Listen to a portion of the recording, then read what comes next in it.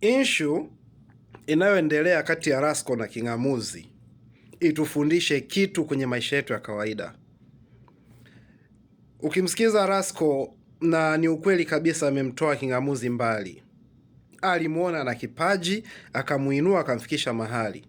Lakini sasa hivi kuna maneno ya huku na huku. Dogo unajiweza, dogo unaweza ukasimama mwenyewe nini.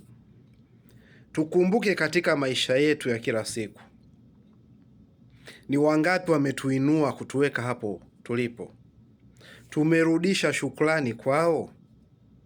Siku zote katika kufanikiwa, mkishaanza tu kufanikiwa, watu wanataka kutengana. Mtu akishaona tu mafanikio anataka mtengane. Mme wako, mmetoka mbali, wewe dada umetoka mbali na mme wako, au wewe kaka umetoka mbali na mke wako.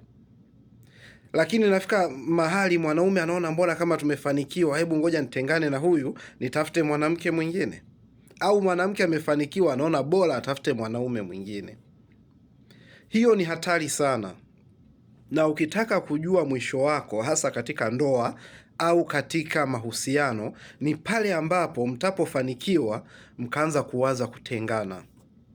Yeyote anayeinitiate kutengana katika mafanikio ambayo yamebarikiwa na Mwenyezi Mungu atateseka vibaya sana. Anaweza akatamba kwa siku chache, anaweza akatamba kwa muda mchache, ila atateseka sana. Usihangaike na mtu anayekunyanyasa, usihangaike na mtu anayetaka kutengana na wewe. Mwachie Mwenyezi Mungu. Safari yake huwa ni ndogo sana, hata piga hatua nyingi. Ni wangapi wameenda huko, wamepata michepuko, wamepata maradhi, lakini baadaye wanakuja kuhudumiwa na yule mke wake wa kwanza, yule mke wake wa ndoa. Ni wamama wangapi wametelekeza familia, lakini baadaye anatamani bora angerudi kwa yule mwanaume wake. Msiwadharau hao mlionao, hao ndo mliopewa na Mwenyezi Mungu. Awe mlevi, awe sijui nini, awe nini, huyo umepewa na Mungu. Usije ukainitiate au ukaanzisha utengano hata siku moja katika mahusiano yako.